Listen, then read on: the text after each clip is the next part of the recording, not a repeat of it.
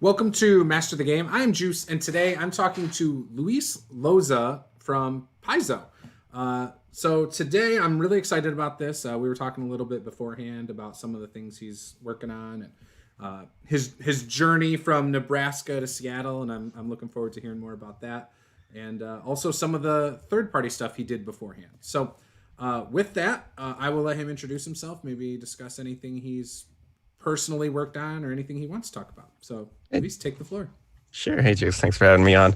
I'm Luis Loza. I'm a developer at Paizo. I work on Pathfinder systems. Specifically, I work on the Pathfinder Lost Omens line. That's our big setting books that detail our world of Galarian and all the stuff that goes on with those. And I've been there for about over 2 years, close to 2.5 years. I started there in January of 2018. So it's been a fun ride. Before then, I was doing freelance work for Pathfinder, both for Paizo and for third party companies.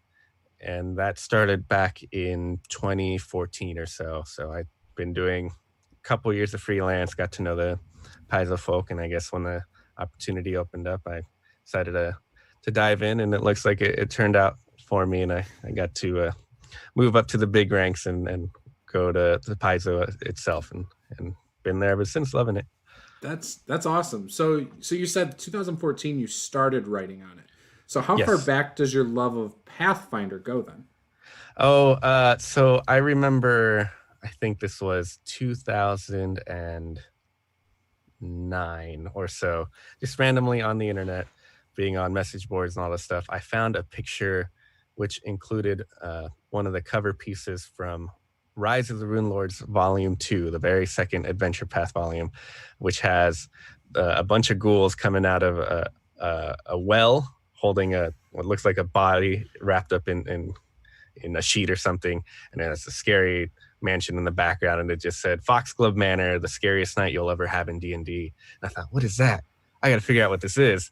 And I looked into what Foxglove Manor is, and then I learned about Rise of the Rune Lords. So I snagged Burnt Offerings, the very first volume, to start reading it. And I thought, oh, this is awesome. These goblins are really weird, and they sing songs.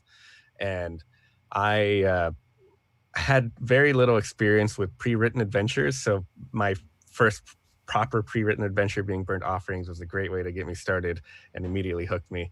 And at the time we were playing 4th edition D&D, and I said, oh, I'm going to grab this thing. I'm going to convert it over because I want to run this so bad. And not too long after that, my friends who I was playing with just like, oh, have you heard of this Pathfinder thing? Boy, have I. Let's check it out. And we checked out then at the time what was the new Pathfinder 1st edition game. Started liking it quite a bit, and I just started diving in. Oh, hey, I got the first couple volumes of this adventure path that I'm running for them. Oh, obviously I need the setting books. Okay, hey, wait, there's more setting books. Oh, I might as well grab the other adventures as they're coming out. Oh, and I missed a couple of years worth of adventures. I got to pick those up too. And soon enough, I had the entire catalog and was up to date on everything. Yeah. So it happened pretty quickly from seeing this one interesting meme picture to just full on head first deep end of the pool into Pathfinder. I did something kind of similar with first edition Pathfinder. It was so my wife got me playing second edition D&D back in 2010. Okay, And for about 17 years before that, I was just devoted to Palladium books. I was sure. Heroes Unlimited, Rifts, things like that. Come 2013, I started dabbling more with Palladium Fantasy. But then one guy at the group had Rise of the Rune Lords, the non-special edition version, Yeah, and the core book. And we were talking about it, and he's like, I really want this group to play it, but nobody there wanted to play Pathfinder. I didn't end up playing with him or that group. However, that's what opened my eyes to really like look into Pathfinder. yeah, And so I started watching YouTube videos on it. And then I never got it, but I really wanted that Rise of the Rune Lord special, where it opens and it's got all the artwork. That yeah. thing looked so gorgeous to me. I had it And on my shelf back here, actually. I'm sure you do. And so anyways, I ended up buying all the books at that time that they had for Pathfinder, and some of the shorter like splat books, like Hmm. Magic or Gods and Deities before they had the deities books and stuff Yeah, like that. So yeah, I got like a whole row on there. I think the last book I bought was the Inner Sea Gods book. So um, cool. But yeah, I really enjoyed it. I couldn't get groups to play it, and then once I found a group to play it, we played a little bit, and then we all decided to switch to another system. But yeah, Pathfinder 1E, I love the like all of the different options. Like that's one thing I feel is missing with other systems is the options. Like Yeah, I like how I can play a fighter and it's completely different than somebody else's fighter. You know, for what sure. he's good at or you know what his specialty is and it feels 100% different. I mean, I think half the fun in the system is just coming up with character ideas, even if you never play them. I had a friend of mine who was in my group, still in my group actually, all the way from back in high school, who once we got into Pathfinder and all the books were coming out, I swear every other day he'd come be like, hey, I put another character together just to see what I could build and stuff. And I mean, he seemed to have so much fun with doing just character optimization or character theory crafting. Just what can I make this time? How can I make this druid different from the other 5 druids I've already made? I'm 100% the same way. I Yeah, love making a character and then trying to make a new one that's completely different but of like the same race and class. yeah, I love that. You know, it also makes it okay when your character dies when you have a fun character to look forward to. sure. See, I try not to dive too deep into that. I could probably end up making characters for days on end, but problem is I tend to be the one that runs most games, so they Yep. just will sit there and I won't get to do anything with it. Right.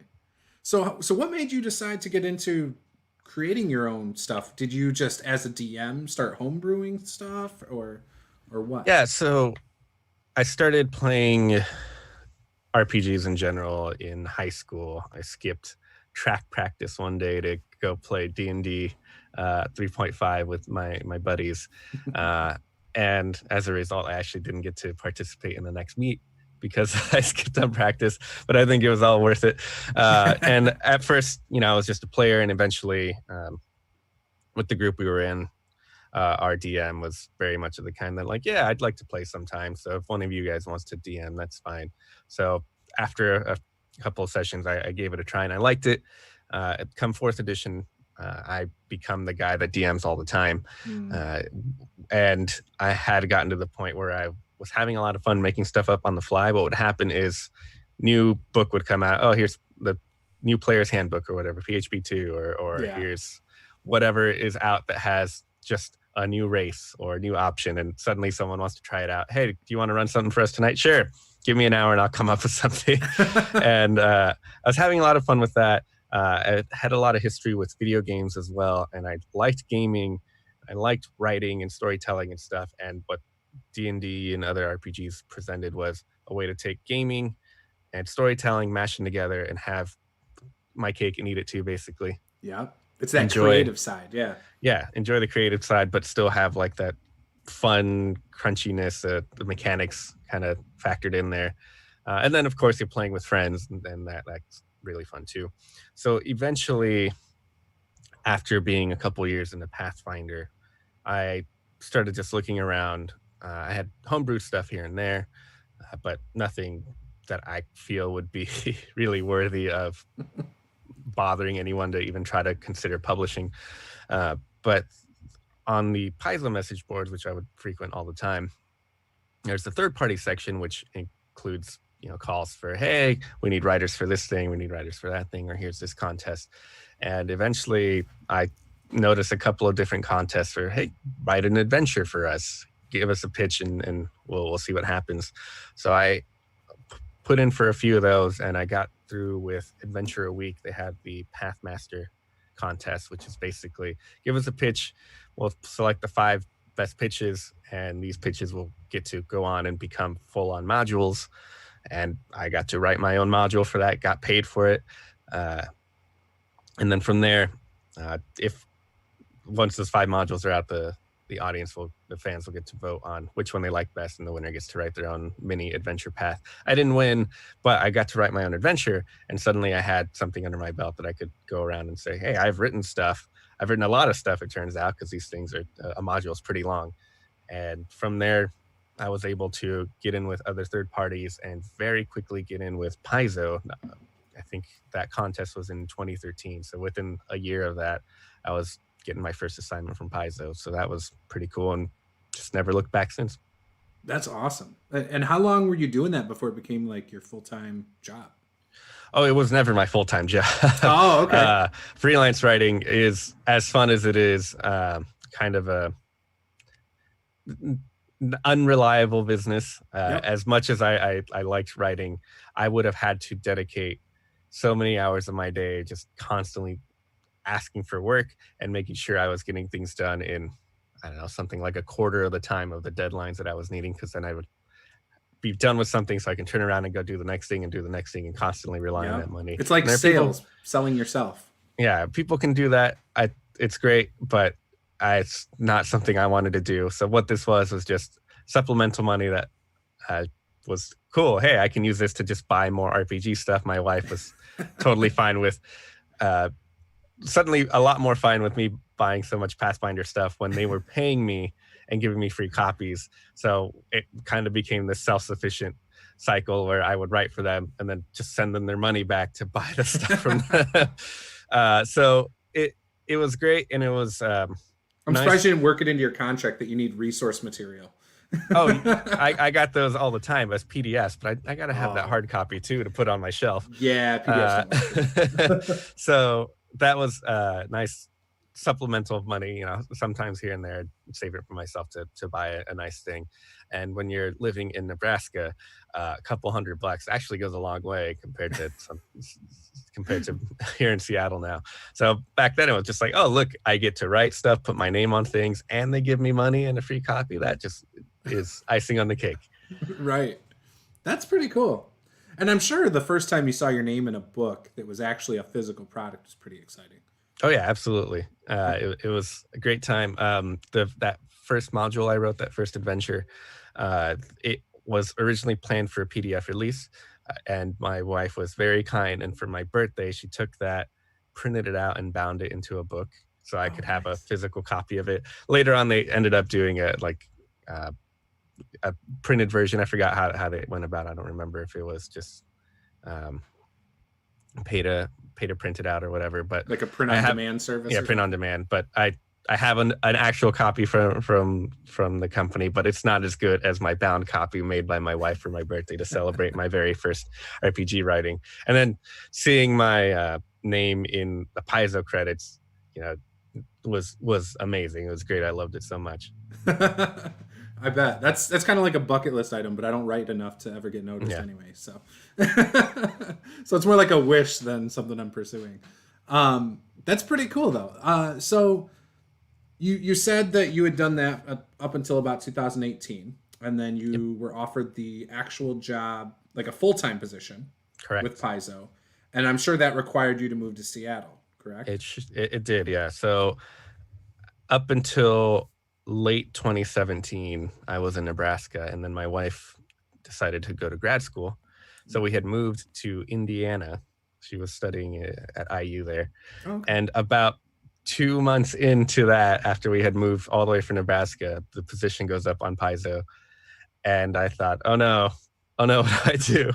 And she encouraged me to apply for it, uh, partially because she was about to be pretty busy, and it was a new spot where I hadn't met anyone, so I had no roots suddenly. So it made a lot more sense to maybe be fine with leaving again. So being the great husband that I was, I left my wife behind for 2 years while she did grad school. I applied, and yeah, I had to move to Seattle. She and I moved me all the way up here. Luckily, I had a friend from back home from Lincoln who had moved to Seattle a few years earlier and needed a roommate at the time, so I moved in with him.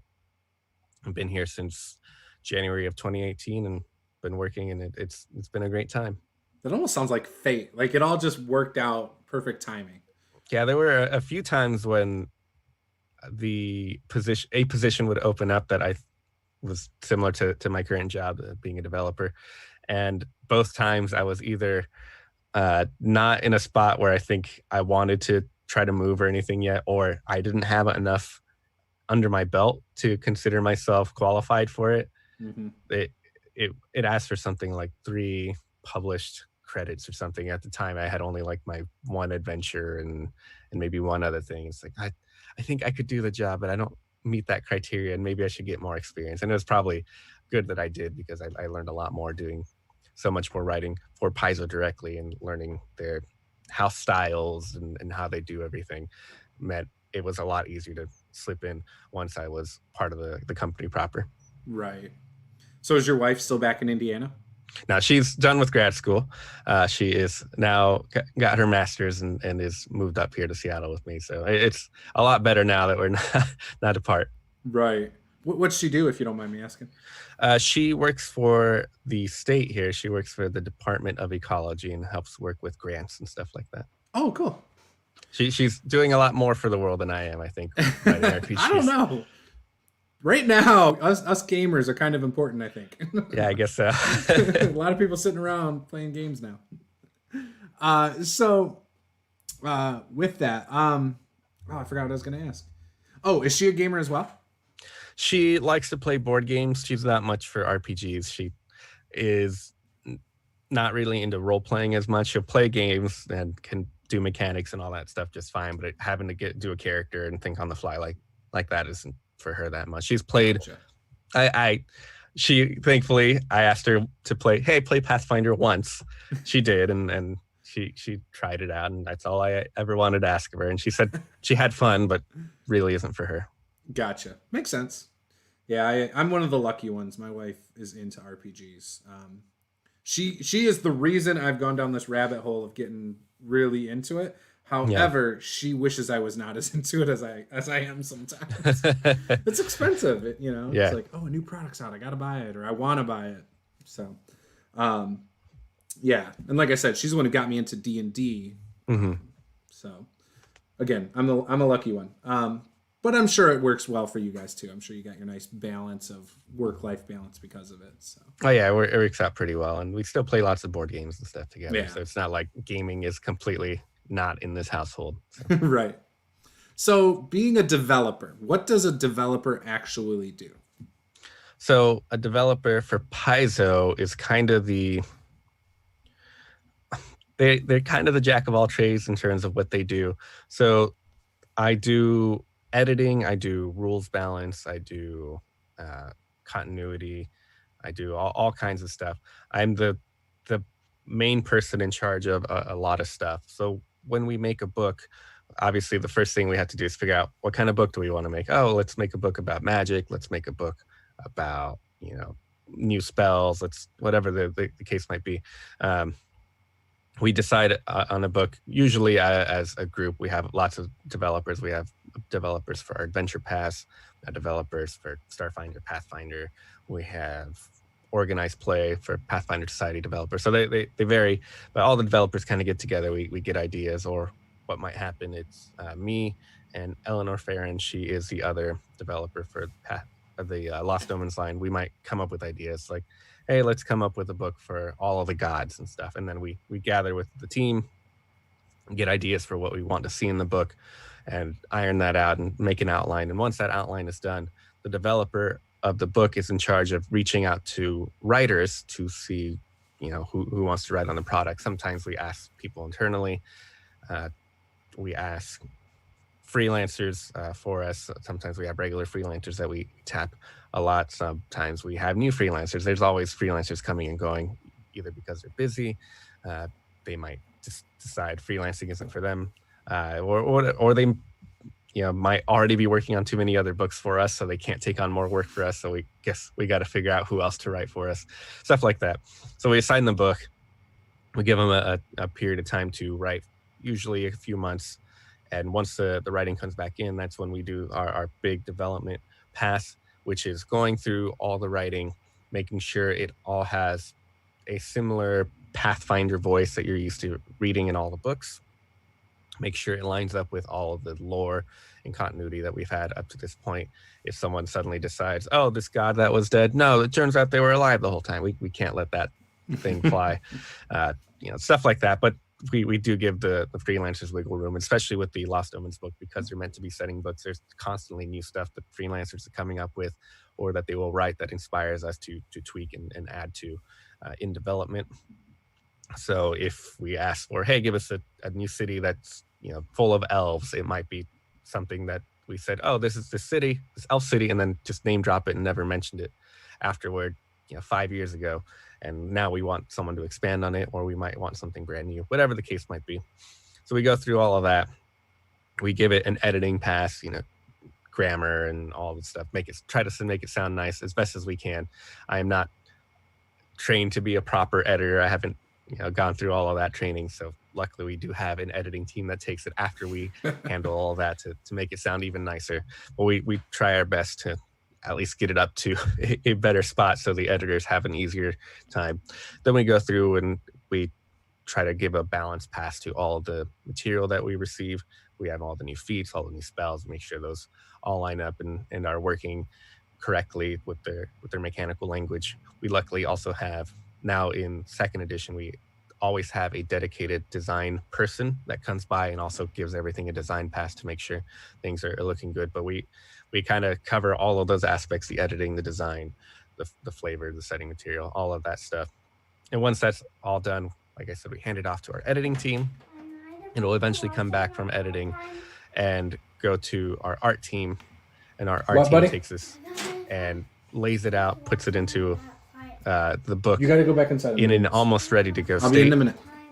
Yes. Unfortunately, putting text into a book never happens 100% perfectly. When we give them the text and they put it onto a page, the text might be a little too long or a little too short, and we have to trim or add to that as needed. And once that's all sorted out, we give everything one last look, and we have a book. And we have that happen at various stages. We always have different irons in the fire. We have 3, 4, 5 books at a time that are going. Some are, we're about to outline this. Some are, we're waiting for this one to come back from the writers. We're developing this one. That one's been off to editing, and we're about to copy fit and make sure everything looks good in the final layout for this one. So it's a lot of juggling 2 or 3 different books at once. But for the most part, the main thing is big rules pass, development pass, and stuff like that. Yeah, that sounds like quite a bit. Yeah. I don't think people realize how much goes into making that one book, Yeah, it's quite a bit. And it's so many people touching the book at that point. It's, our something like 8 editors. We have 1 designer, 2 developers. We have however many writers are in it. And we have 3, 4 art people. And then every higher up from the company, our manager, and then our publisher, and then our lead editor and our lead designer all converge on the book once it's done with layout to give it one last look to make sure it looks okay. Quite a bit going on. One of our setting books at this point might be planned up to a year in advance, from when like that outlining phase to when it finally goes out. So basically you guys have things planned through probably 2021 then. Oh yeah, absolutely. Wow. We may not have started all of that stuff just yet, but we know what we're planning to do for all of that at the moment. So with con season kind of now on hold, does that allow you guys to get further ahead than you normally would, or? We'll see. So normally we have 2 big conventions in the year, and one would be in May, which is PaizoCon, which is just you like Pathfinder, you like Starfinder, you like all the stuff Paizo, come hang out with us and we'll talk about stuff and just hang out for a weekend. And that was canceled, but we are now shifting to the online version of that. So that is going to kind of, that time that we had gained back, we're suddenly just giving it back in the form of PaizoCon online. But it won't be as time consuming this time. Not to say that it's like a hassle for anything, but I mean, it won't eat up so much of our schedule. Right. But I think we'll see. I know that lots of the bigger cons where some of our higher ups would be at, or some of our more notable employees, like the lead of Organized Play, Linda, she's at conventions a lot, or Jason Bowman, who is our director of game design, ends up at cons a lot. Suddenly they're around a lot more often, so I think it is helping a little bit. But for me in particular, it's same as always. It just means I don't have to prep a game to run at PaizoCon anymore. So is that going to be streamed, PaizoCon?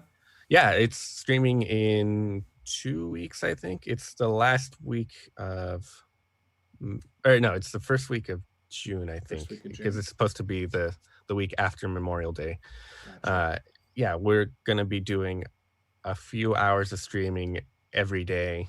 I think in the afternoon or so, where we just kind of have the same panels we're used to having at PaizoCon, where we'll do things like talk about GM advice or talk about the setting Mhm. or things like that. We're just gonna be doing them online. We're gonna have group online meetings like this, and then those are going to be streamed through Twitch. People can ask us questions like they're used to doing, except it's all from the comfort of your computer. That's And we're awesome. going to make announcements and things like that online. I think we're going to be putting up blogs that say, hey, here's the books to expect in the future. Normally we'd have a big banquet where we announce everything, and it's a big exciting thing, and people can yell at us and clap with us and be excited about the new artwork that we show off. But this time it's just going to be, I think, a blog or so every day that says, hey, here's the new thing for Starfinder, here's the new thing for Pathfinder, here's the new organized play stuff like that. So it's going to have most of that content you're used to. It just will not be as fun because you won't be able to come up to me and say, hey, you wrote this thing, or hey, what can I do about this game, or do you want to come play with us, whatever the case might be. You don't have access Right. to Paizo people directly like you did Yeah. at the con. That's still cool. It might even be better because now you can reach even more people, probably. Yeah, it very much could be. We'll see. The signups for the games so far, our organized play team has gotten in the hundreds, which is just amazing. I think it's Wow. more than they've had for any other online convention so far. Are the games and stuff, is it behind a paywall, or can anyone just sign up for free, or how's that You work? can sign up at anytime you want. I think you can go to paizocon.com and it'll take you to our landing page that tells you where to sign up for games. All of the panels are going to be free, so you can watch those live when you want, or catch a replay of those on Twitch. If you Nice. want to join the organized play games, yeah, you just go to paizocon.com. It'll take you to the site with all the different links that you need for that Awesome. and to get started. So yeah, it's a free convention. For once, everyone can join PaizoCon. You don't have to worry about traveling all the way to Seattle and then paying to stay and paying for the con and stuff. Right. Paying for a Opening up for hotel you're everyone. never in. Yeah, opening it up for everyone so everyone can join in, because right now having a lot of gaming is really helpful. Yes, definitely. Cool. I'm gonna have to check that out because that might be a good chance for me to actually jump in on some Pathfinder games. Yeah, for sure. So get back into the organized play. I used to do that a while back. Yeah. I only did it for a short amount of time because I was just so busy, but I enjoyed it. We had a good group here in West Michigan, so pretty large too. They still, up until this whole thing, they still had a good presence at like our local conventions. In fact, last year we have a convention that's like a couple weeks after Gen Con. Mm-hmm. And I want to say like half of the RPG room, maybe even a little more than half, was for Pathfinder and Starfinder. Yeah. So it's still got a good presence. So that's good. And that was, I think, right after second edition came out. So okay. So Lost Omens. Obviously, since first edition, things have changed in Galarian, right? Sure. Can you tell me more about some of the changes and maybe also how that leads into Lost Omens? Sure. I don't want to give too many spoilers here, so be Understandable. warned for people. I might slip a thing or two if you're still part of an adventure path. But we didn't want second edition to suddenly have a brand new setting, or at least a brand new version of the setting. We wanted people to who have known Galarian and Pathfinder's setting to still remember everything and still have all that knowledge, and it still applies, and just to see the world move on. So all the way through first edition, we didn't really advance the clock, if you will, at all. We would say that, oh, whatever year this book is printed is probably the same equivalent year in Galarian, but we typically didn't say, oh, last year the Rune Lords rose up and blah, blah, blah, blah, blah. But with second edition, we saw that as a good spot to say, hey, let's move the clock forward 10 years. It's been 10 years since first edition.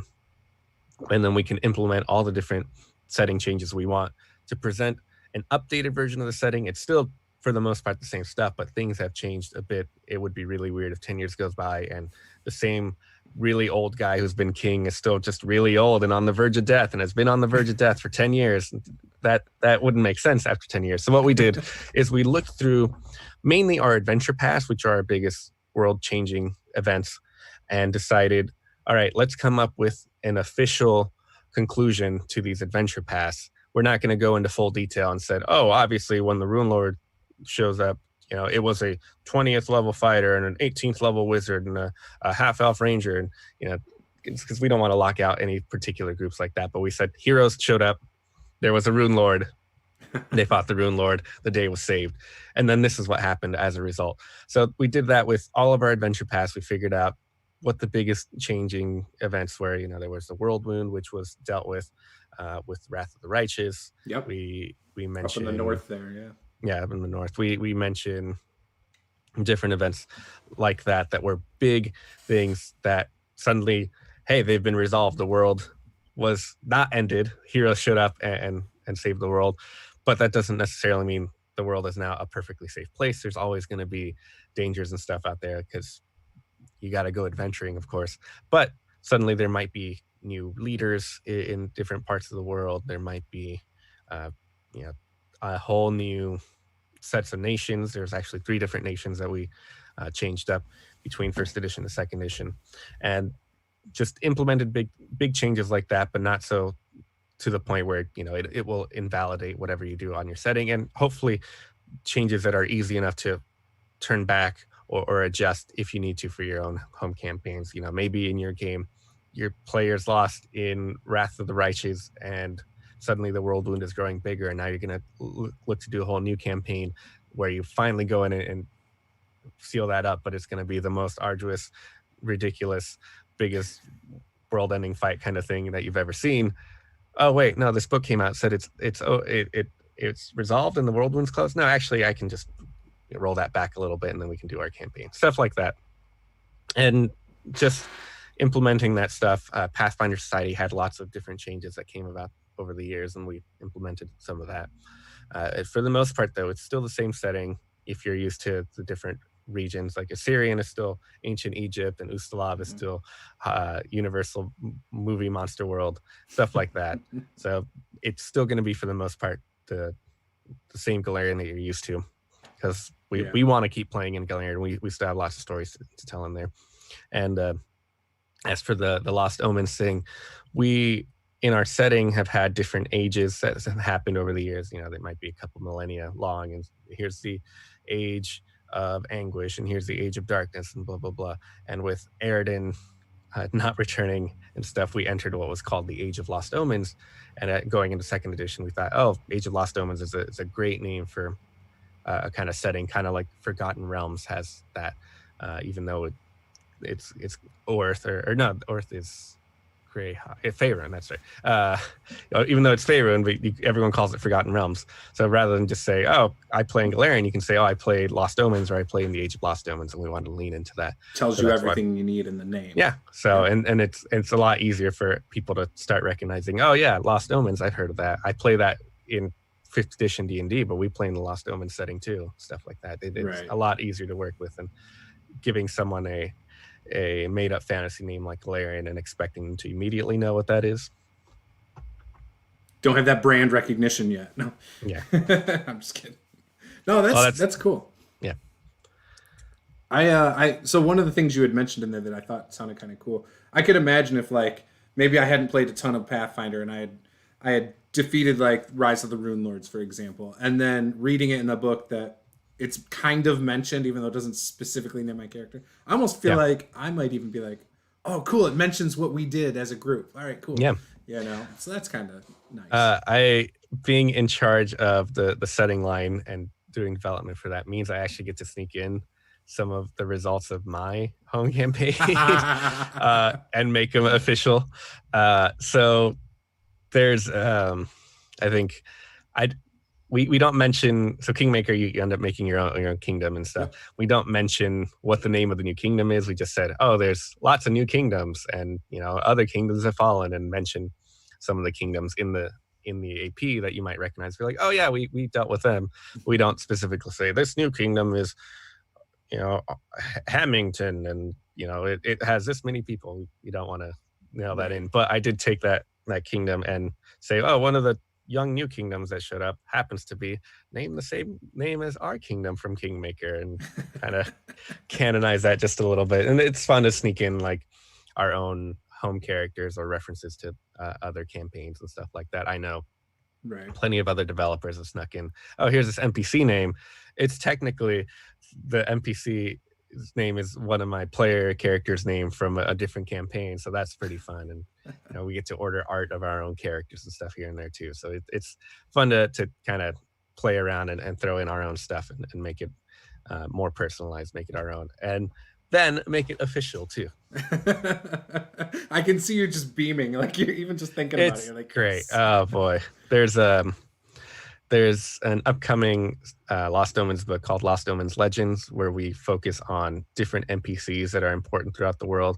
So we talk about like Tarbafon, the Whispering Tyrant, the big lich who's kind of terrorizing the region, or important rulers and stuff like that. And one of these figures happens to be kind of an important freedom fighter vigilante who happened to be my friend's character from our Hell's Rebels campaign. And I thought she's just too good of a character to just never be seen again. So I brought her into the book, and she's now going to be one of those official NPCs that you can meet and learn stuff from. That'll be really cool when the miniatures come out for it and stuff. Yeah, hopefully we can get something like that.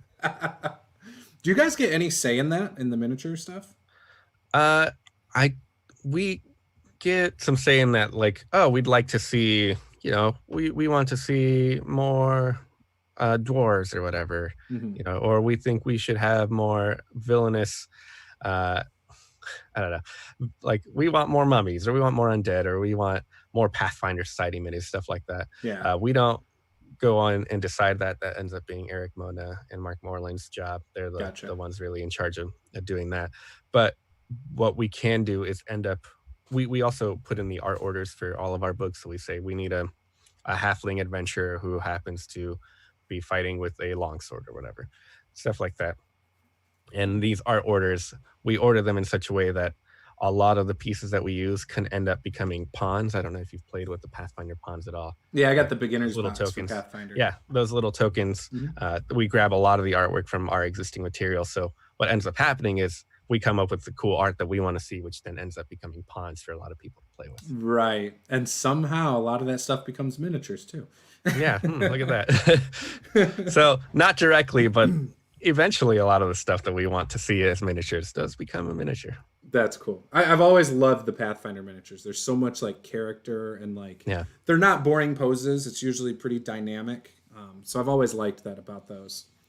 I have to admit that. Probably some of my favorite pre-painted miniatures out there. So. Yeah, so that's really cool. I feel like that would be one of those things that would probably be one of my favorite parts of the job, is canonizing previous campaigns. Like I'm writing my own homebrew stuff just for my own fun, because I want to do what your wife did for you. I eventually want to print it and bind it and give it to my players. Cool. And so I've canonized players' characters over time, especially if they've died or whatever, in the history. So all my one-shots take place in my world, and I just try to take a place I haven't done much in, and here's my one-shot over here. So I have something for everywhere.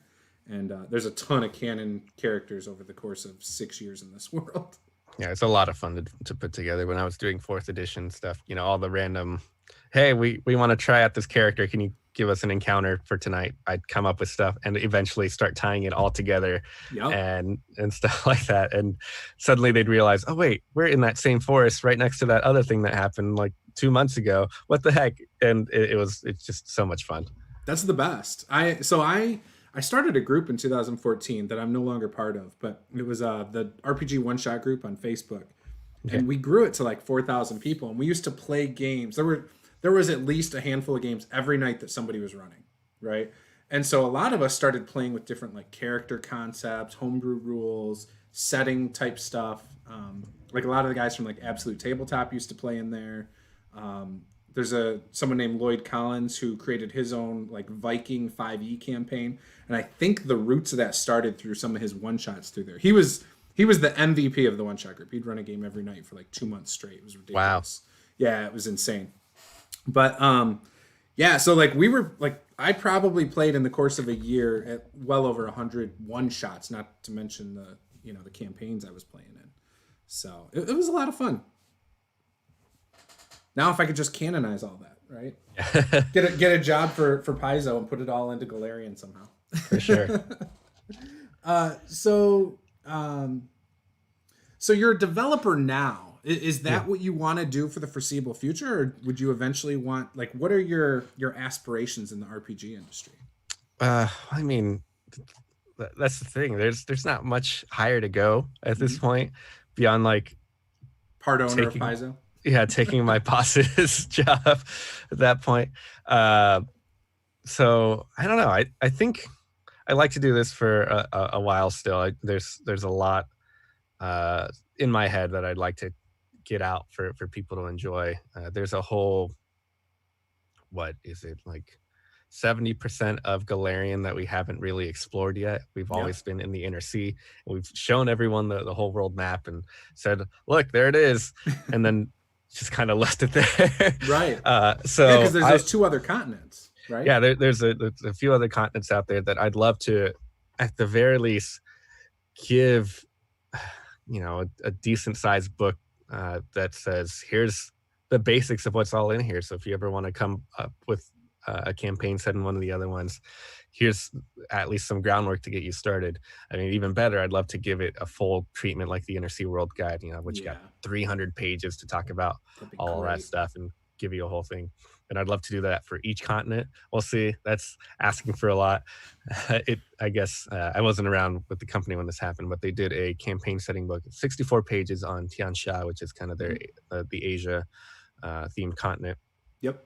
And I guess even that was bordering on destroying the company because it was just so much work to try to come up with what's essentially a whole brand new campaign setting in just the span of a couple of months at the time. So it we'll see. I'd love to do that. There's some adventures I'd like to write, and there's just more material I'd like for us to focus on for a while. There's plenty of spots, even just in the inner sea, that we haven't focused on a lot that I think probably deserves some looks and recognition. So we'll see what happens, and then maybe I'll go into writing for myself. Maybe write a novel or two, or we'll see. I'm interested in writing comic books someday, and hopefully when we get a chance to get our comics up and running again with Dynamite, maybe I'll bug some people to see if they let me write something to start getting my skill in that as well, and move on to writing comics and other cool stuff too. So if you write the comics, are you going to do some of the art as well, or literally just do all the? Oh no, it would just be the scripts where you come up with the story and the dialogue and stuff. That'd be cool. So do you guys have a lot of freedom to work on other projects outside of Paizo or not? Because I've seen, for sure. I've seen like Owen Stevens, I think, also works with Green Ronin on some stuff, and things like that. Yeah, absolutely. At any time, as long as we're not doing it on work hours, because we're supposed to be doing our development or editing or whatever the case might be, we're free to write for whomever we want. Owen Casey Stevens, as you mentioned, he owned and still owns his own third-party imprint writing for Pathfinder. And what would happen is, as he explains it, he would be done with work at Paizo, take off his Paizo hat and put on his Rogue Genius hat and start writing Rogue Genius stuff or Green Ronin stuff or whatever the case might be. So lots of us is in third party. A good number of us have our own little third party imprints and stuff like that. So we can write for whomever we want. It's just a matter of, do you have the time and are willing to do so after hours. But yeah, sometimes I know there are things that I would like to write that I don't foresee Paizo ever doing.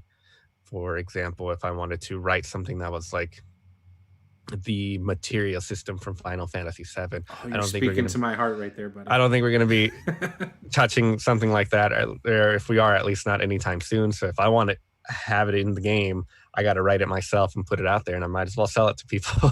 Right. Third party. Or Mike Sayer, he's one of our organized play developers. He wants a luchador class, so he just goes out and writes a luchador class and gets that out there. So now that's out. So I don't think you're going to get an official Paizo luchador class. You might be able to get wrestling feats or grappling feats, stuff like that. But a full-on class dedicated to being a luchador, wearing a mask and doing all that stuff, that's probably the the wheelhouse for third parties. And I was going to say that would be an awesome third-party product if they could do it using like the Pathfinder core roughly and just make a wrestling RPG. I know there's some RPGs for wrestling out there, but for sure. I feel like that would be cool. Mike actually has already written and is now released his Luchador class for 2nd edition. So if you want to go play that, you can just look that up and bring that into your game. That's cool.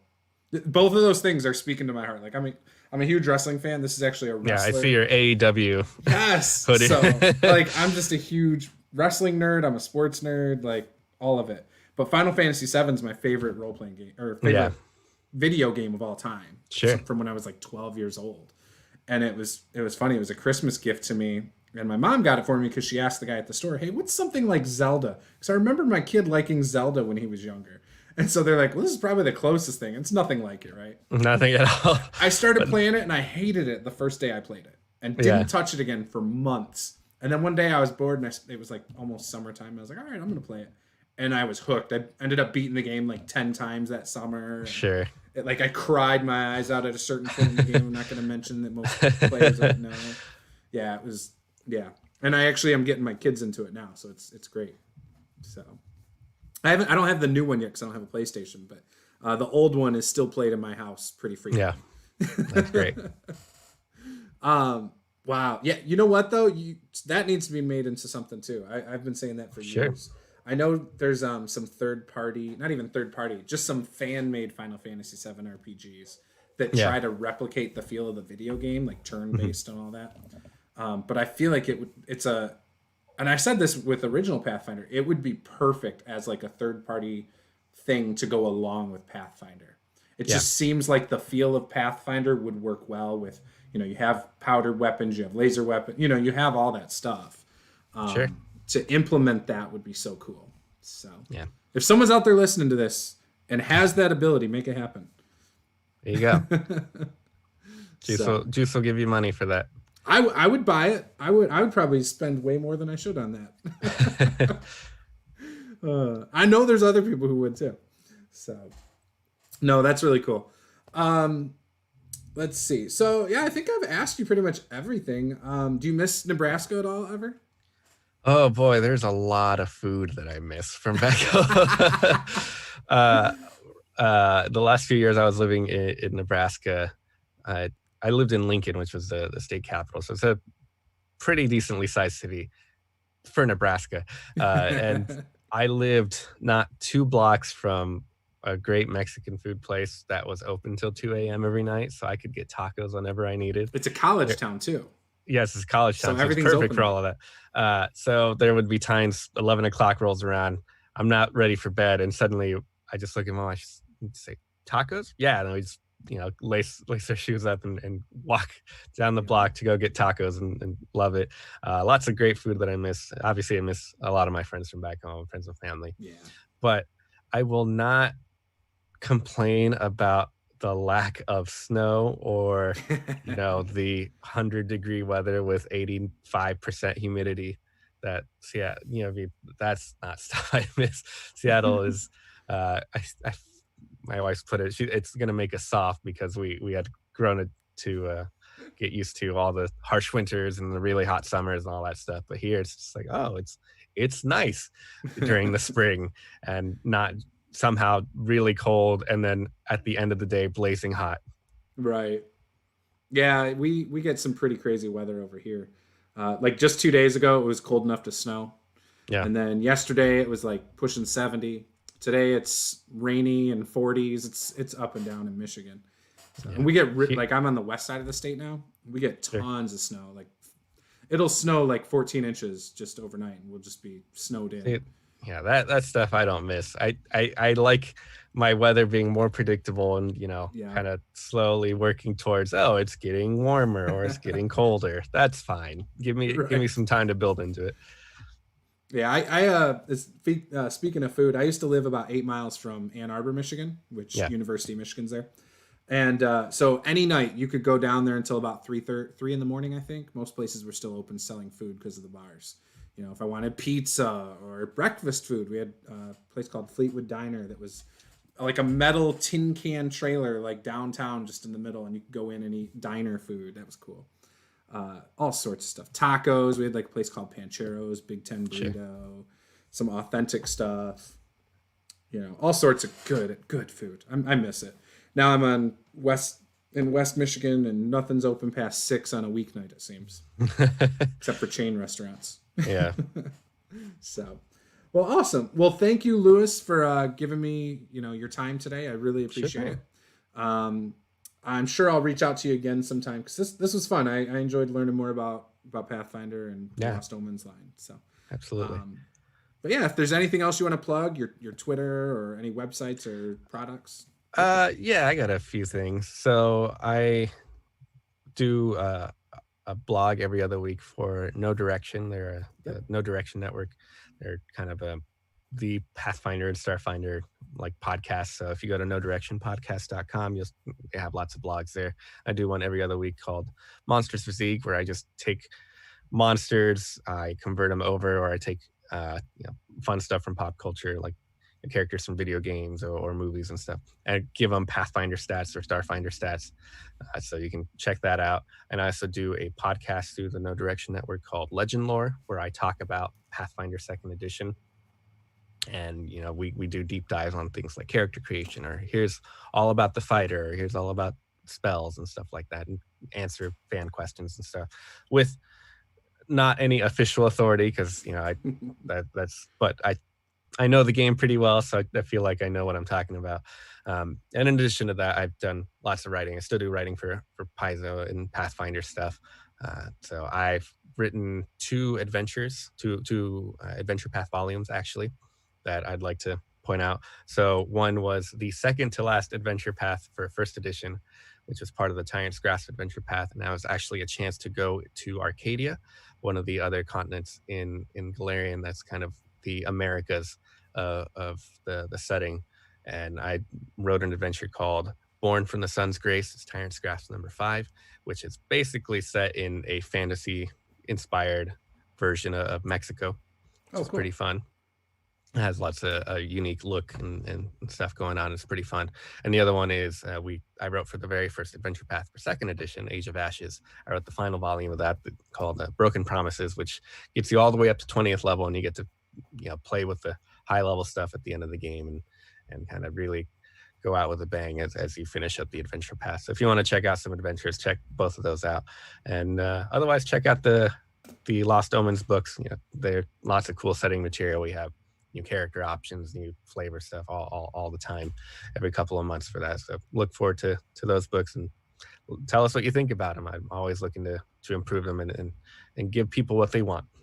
That's cool. Awesome. Yeah, I'll have to check those out sometime. Well, thank you again, and we will see you guys next time. Game on, guys.